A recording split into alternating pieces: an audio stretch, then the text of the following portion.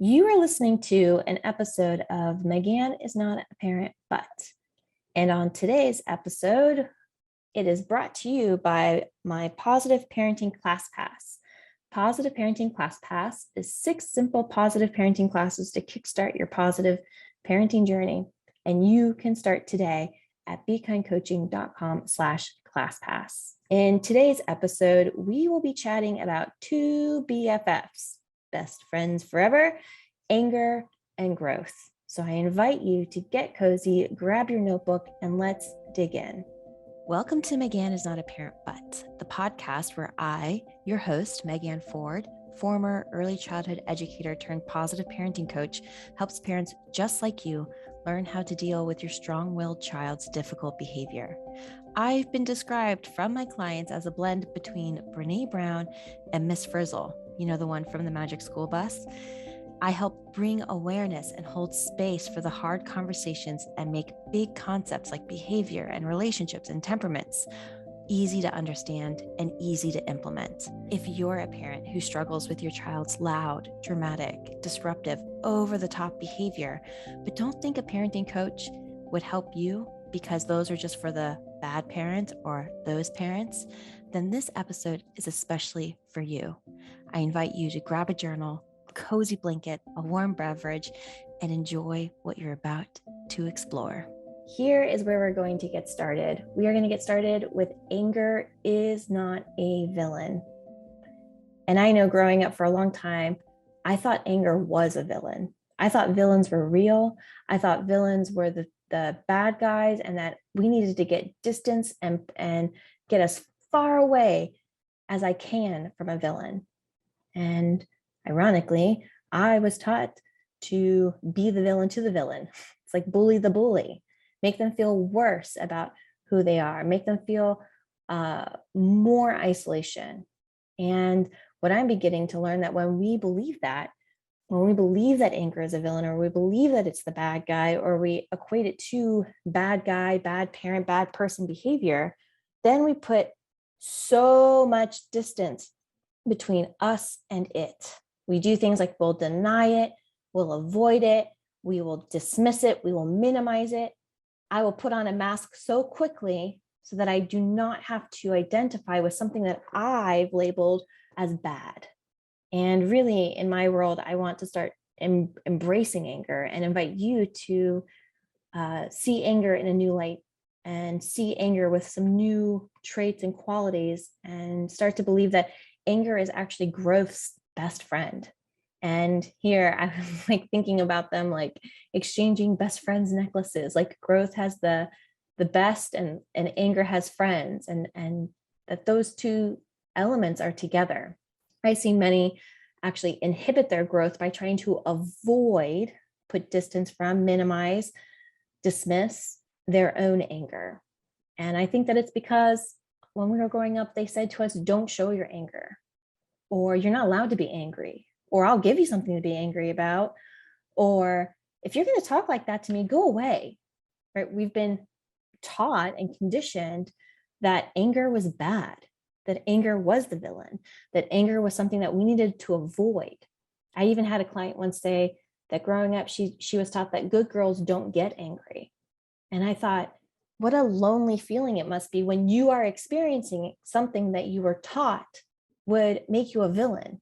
It can become very confusing. It can be overwhelming. It can be very isolating to be experiencing something that you were taught was bad. So here in this world, what I say is let's begin to listen to your anger. Let's start to give it air. Let's start to give it the microphone. Let's start to tune in to the message it has for us, not to condone it, not to believe it, not to agree with it, but let's just listen to it so then we can validate its purpose.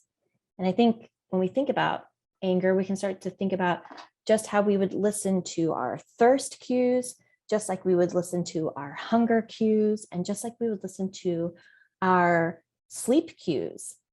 We listen to it because it's giving us a message. It's giving us little alarms saying, ding, ding, ding, let's take care of this. Let's listen to this. And I think that the more we start to re-identify our relationship with anger, the more we can start to re-identify and start to re-script our relationship to dysregulation. Like, want to refresh our memories that tripwires to dysregulation, or tripwires to tantrums, meltdowns, tripwires to being upset, are HALT. HALT stands for hunger, anger, loneliness, and tired. When we feel hunger, anger, loneliness, and tired, that means that we're going to flip our lid quicker. We're going to have more stress.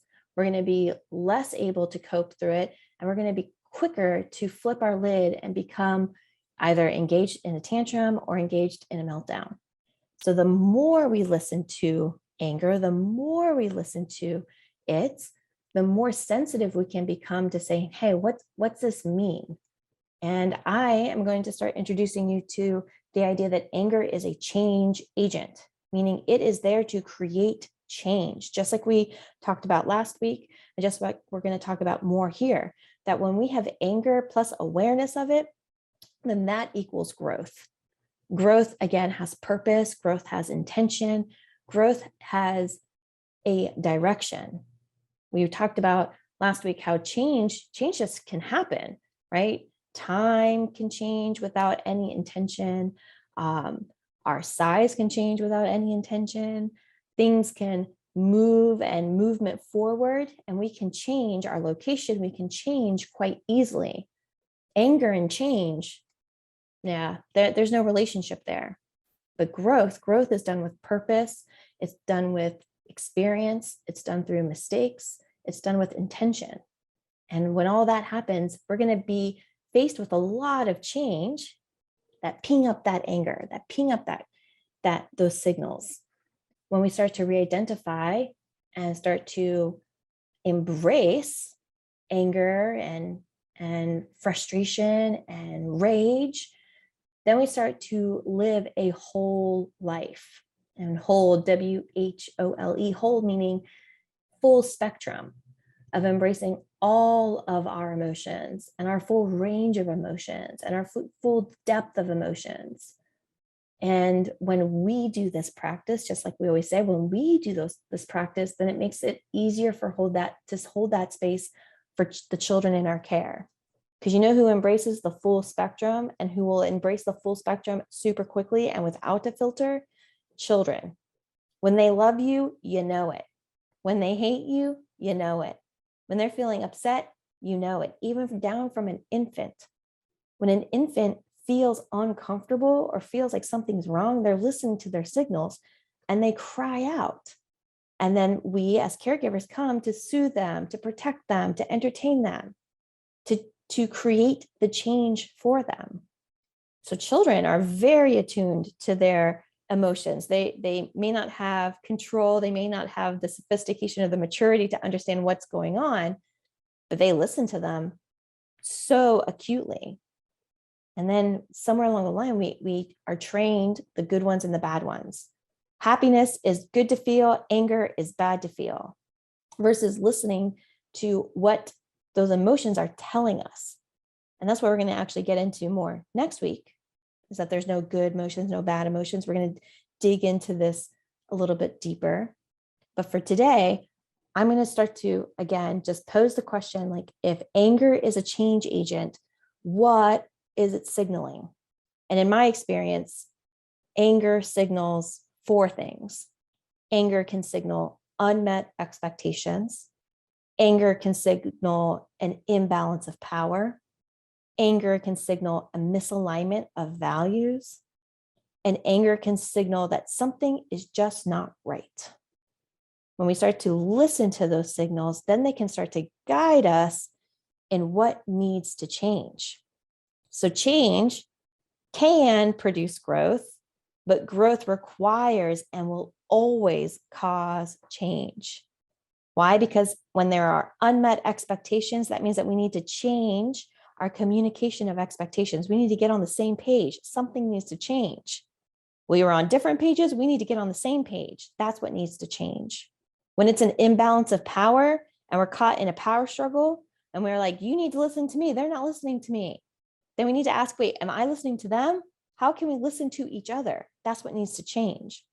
When it's misalignment of values, when we're doing things and we are misaligned to our values, we're saying one thing and doing another thing, what needs to change is getting back into alignment. That means that we need to identify and root and ground in our values, spend time to assess our values. And then we notice when things are out of alignment to our values. When people say things to us, but their actions are telling us something else. That's like, something's just not right. Right? That's the fourth one. It's like, listening to those, like, oh, something's just not right here. Let me listen to it. Let me listen to that. Because growth, all of this, is continuous change. If anger is a change agent, growth is continuous change. It's a cycle.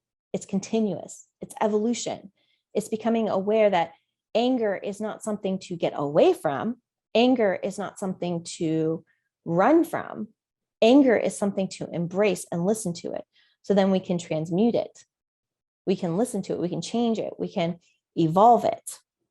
And when I think about evolution and cycles and change, it always brings me back to generational cycles.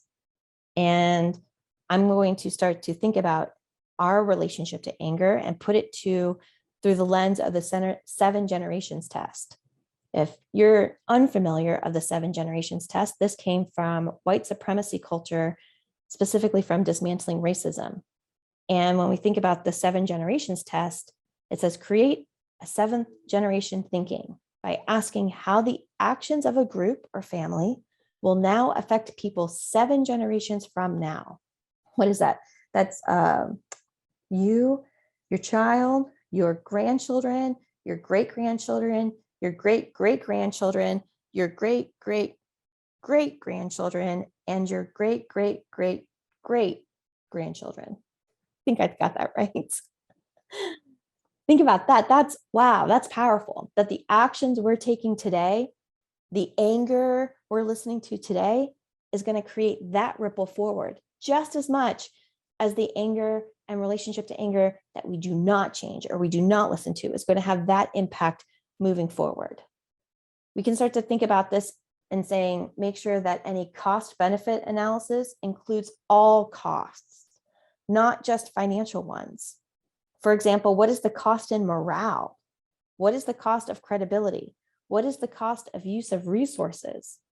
Include process goals in your planning. That's what we do here all the time. We're talking about process, not just product. For example, make sure that your goals speak to how you want to do your work, not just what you want to do. Ask those you work with and for to evaluate your performance. Imagine taking that 7 generations test. This was written for organizations and businesses, but imagine putting that lens to your family, starting to think about how am I getting into spaces that evaluate my performance, not just the product of my performance, but the process, the evolution, the growth.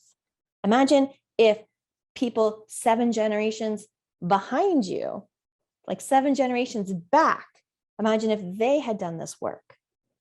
And I think sometimes that's where a lot of the anger comes, and a lot of the frustration comes, and a lot of the sadness comes, and a lot of the grief comes. But we are here now. We have the power of now, right here. And just as we inherited our toolboxes through the positive parenting lens, we inherited all those toolboxes, we're passing on those toolboxes, and the children in your care are gaining their toolboxes from you. Brain break moment. All right, I know that I can go deep way fast. So let's just take a pause here to take a deep breath in and let it out.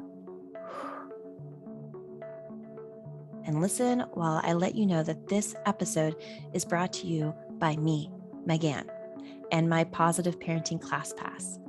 Positive Parenting Class Pass are 6 simple positive parenting classes to kickstart your positive parenting journey. Those classes include Positive Parenting 101, which is a class that is just designed to give you the first steps in what positive parenting is and what it is not. Second class is Emotional Validation. In this class, we dig into how can we show up to have your child feel seen and heard in their lived experience.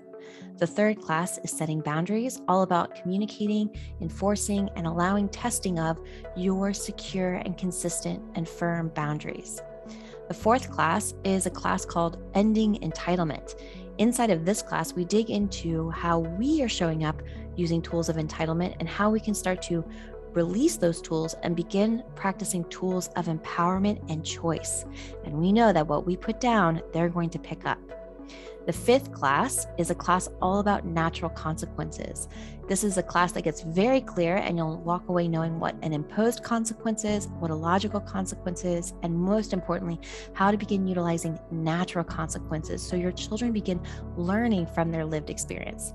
And the final class is a class all about apologizing.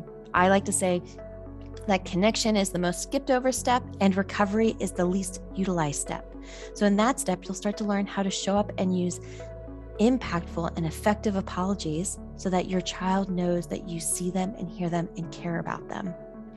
If you are looking to begin your journey today, then I highly encourage you go to bekindcoaching.com/classpass and dig into the classes starting today. As my free gift, you will receive Raising Respectful Kids, which is my 3-part video series all about how to stop focusing on adding on more decorations to your child and to you and to your relationship, and instead starting to reinforce and build a solid and secure foundation together. I can't wait to hear all of your amazing wins from the steps that you take inside of Positive Parenting ClassPass. All right, ready to get back to our episode? Before we get back, let's take one more deep breath together. And take a deep breath in and let it out. And let's go. This is a concept I dig deep in inside of Positive Parenting 101, which is the first class of Positive Parenting ClassPass. We talk about inheriting the toolboxes. We talk about how Generation 1 gave us their toolbox from Generation 2, and then Generation 2 grows up and gives their toolbox to Generation 3. And then the generations keep going. All of those toolboxes keep getting passed on over and over and over again until someone pauses and says, whoa, whoa, whoa, what is unconscious? Now let's bring conscious. Let's start to pause and self-reflect on these toolboxes, not to eradicate and change all of them, but saying, hey, what is in here that I need to supplement? What is in here that is ineffective? What is in here that I want to grow and practice? Not for perfection, not for, overnight change, because that's not sustainable. But how can we start to practice meeting ourselves where we are at, saying, okay, what is it that I want to grow? What is it that I want to do? What is it that I want to feel grounded in? So that I can start to grow these new toolboxes for myself. And then that is what I'm passing down. And the magical part about this is that when you start to practice these toolboxes forward, those new tools in your toolboxes, we can start to practice them backwards, because guess who does not have them? The people who came before you. Because if they did have them, they would be in your toolbox. And that's where anger comes into play. That's when anger comes in, because we're like, oh, pressure to perform, pressure to be perfect, pressure. We can feel a lot of pressure. Pressure is another change agent. And for that, I ask, when is it enough? I almost said, when will it be enough? And then I blended it to, when is it enough? And that answer is your answer. Is it easier to just allow time to change things? Yes. But it's a fool's mission to think that that will alleviate us of anger. I instead invite you to think about how everyone is different, how everyone has a different toolbox passed down to them, how everyone has a different toolbox that they will be passing down, that their kids will be gleaning different tools from them. And instead, I advocate for my clients to become very sensitive to what invites anger. Let's become very sensitive to it so that we can learn from it. Because what brings me anger is probably not what's going to bring you anger. And when we start to become sensitive to our own anger, then we can start to, again, self-identify what is in our toolbox, where is the gap, And where is it that I can start to replenish, refuel, recharge my own self, so that that is what I can pass on. When we fail to do that work, it invites in blind spots. And blind spots is a concept I talk about often, where you don't get to see your own blind spots. And that's the most frustrating, anger producing thing ever. If I could see my own blind spots, guess what? I would go and fix them right away.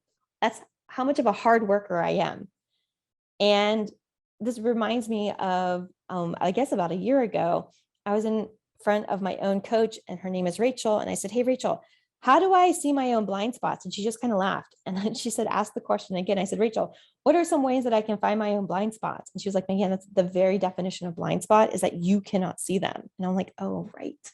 We talked about this last week, in how parenting without mirrors leaves us very vulnerable to blind spots. So here's a blind spot. A blind spot that comes to anger is that a common expression of anger, something that we tend to feel very comfortable in, is projection. Projection is defined by the person attributes their unacceptable thoughts, feelings, or motives to another person. So a common experience of anger is we have to find someone to blame our anger on, or something to blame our anger on. That feels very comfortable. That feels very practiced. For many of us, projection of anger was a tool that was passed down to us in our toolbox. We start to say things like, "You never listen to me until I yell," right? I'm blaming my yelling on your actions, much like we were blamed for our parents' actions. Another common projection can sound like, "Well, if you didn't make me so angry, I wouldn't have to yell. If you didn't do this, then I wouldn't have to. If X, then Y." I'm starting to make a correlation. I'm starting to pass on my beliefs on anger. I'm beginning to pass on my tools of accountability. I'm beginning to teach them to find a reason to blame their anger. It can also sound like, you make me so angry. You bring this to me. I'm going to blame you for my anger. Versus listening to, again, what is anger telling me? What is the message here? What is the expectation that we can connect on? What is the boundary that I need to set? What is the agreement we need to come to so that we're on the same page? Another common parenting projection of anger is, "I hate it when you do that. That makes me so angry." Versus saying, "I'm feeling angry right now and we need to get on the same page," right? It's not a villainization of the feeling of emotion. It's not the running away of the feeling of the emotion. It's re-identifying our relationship with that feeling and emotion. And the final one that I am posing here is to bring awareness to when we say, "You're always so mean, I can't stand you right now." It's like, when you're always this way, I can't be around it. I can't stand you when you're this way. I remember hearing that as a child and just being like, "Well, fine, I'll be a different way. I'll contort myself into something that is more appeasing to you. I'm going to start to hide aspects of myself that cause you anger out of protection for me." We go right back in to that fight, flight, freeze, fawn response. We start to create those experiences to avoid that threat. And if anger is identified as the threat, then I'm going to do a lot of things to avoid anger and its expression.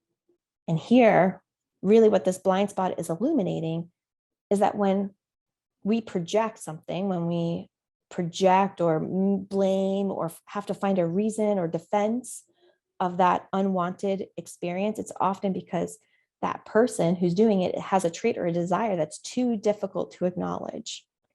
Rather than confronting it, they cast it away or onto someone else.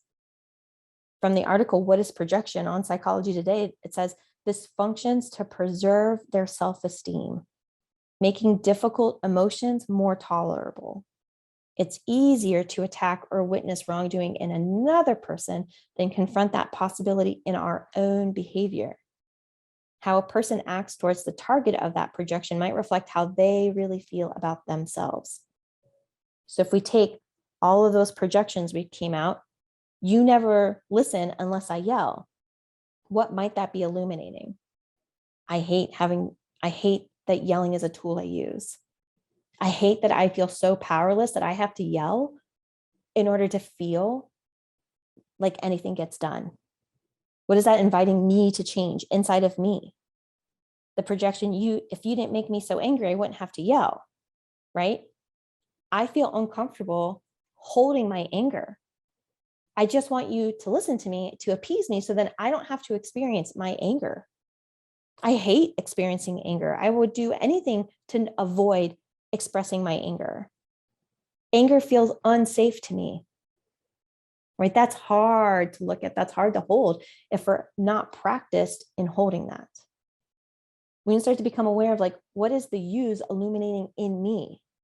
And how can I start to listen to those so that then I can start to become aware of those unconscious cycles that just get passed down, get passed down, get passed down. How can we start to just pause and reflect and say, instead of focusing and investing in factors of change, time, age, size, preferences, that reactive state, how can I start to invest in those factors of growth, maturity, knowledge, regulations, skills, so that I can become responsive? How can I start to re-identify my own relationship with anger so that I can start to step into growth over just settling for change? Because generations will change, technologies will change. Our experience and our relationship with that will grow when we are aware and purposeful of that growth, so that we can start to break those cycles, so that we can grow in those cycles. Not to villainize it, but to start celebrating it. So there are 4 things I want to call out that helps resolve anger, helps us respond to anger. Setting and agreeing on clear expectations, being on the same page. So that if I ask the parent what the expectation is, and I ask the child what the expectation is, that both of those answers would be the same. And the tool to use there are agreements. Agreements feel formalized. They feel like, oh, why do I have to have all these notes everywhere? Why do we have to write things down? We write things down to get on the same page. The number one reason that people get angry at each other and get engaged in a power struggle is because there's unmet expectations on either side. Either you said something that the child misunderstood, or the child said something that you misunderstood. It's getting on the same page. Second tool that resolves anger is power equity. And what I mean by power equity is that you control you and they control them. And we can do this through child-led routines, getting the children on board with building and setting the routine so that we do not force them to do those things. We help hold them accountable through the child-led routine. It is messy, it is awkward, it's uncomfortable because it is a tool that was not passed down to us. The tool here that was passed down to us is do this or else. We become a telling parent. We become the parent who says, come on, I need you to go do this. You got to go do this. This is just the way it is, right? And the child is like, why? They're calling out the power inequity. The third tool that resolves anger is getting in alignment with values. If we want a child to respect us, that invites us to say, well, how are we showing up to respect the child?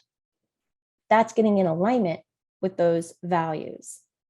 They learn respect because they know respect, because they experience respect, and then respect is the tool that they have to give back. We do that through connection, through validation, through mirroring and saying, I see you, I understand what is going on in your world. I don't have to agree with it. I don't have to condone it. I just have to communicate in ways that say, I get you, I see you, I hear you, I understand. It has changed me and the way that I respond. It's by doing our part, PART, being present, attuning, resonating, and then building trust. And the final tool is working for conflict resolution. This is something we talked about actually last week in depth inside of my program, Clear and Kind Parents. We went deep into sibling work, identifying and re-switching the question from how do I get them to get along, or I have to get them to treat each other nicely, to I am open to practicing new conflict resolution. The conflict is coming up. How can I show up in ways to help resolve it without fixing, without rescuing? And a specific tool here would be family meetings. How can we bring our issues to the table so that we can find conflict resolution together, so that everybody has clear expectations, that everybody is on the same page, that there is power equity amongst everyone, and that we are all in alignment of our values? Because as we're ending, anger is not a villain. Anger is a messenger. The question I have now to end it is, are you listening to the message? And are we in alignment to make sure that we've been delivered the right message? Are we making the child the message, or are we calling into light that the message is communicating things to us? And how can we get very clear on that? So in closing, I want and invite you to consider, what is your own relationship to anger? Have you ever even thought to, dig into it, explore it? We can start by asking ourselves, what messages about anger did you receive as a child? And then what beliefs about anger do you want your future generations to have? Putting to the test that 7 generations test. When we think about expressing anger, what is it that we hope that their relationship is? And if you are ready for the next step, I encourage you to check out class 2. I talked about class 1, Positive Parenting 101, but inside of class 2 of Positive Parenting ClassPass is a class all on emotional validation. Inside this class, it'll help you balance your parenting toolbox by helping connect you with your child in a way that helps them feel safe, seen, and heard. You can get started today at bekindcoaching.com/ClassPass. Thank you for being here. Thank you for staying to the end. I honor you and the work that you do. I am proud of you for being kind to yourself. I am proud of you for being kind to your family, and I am proud of you for being kind to this community. And I cannot wait to see you next week. Bye, friends.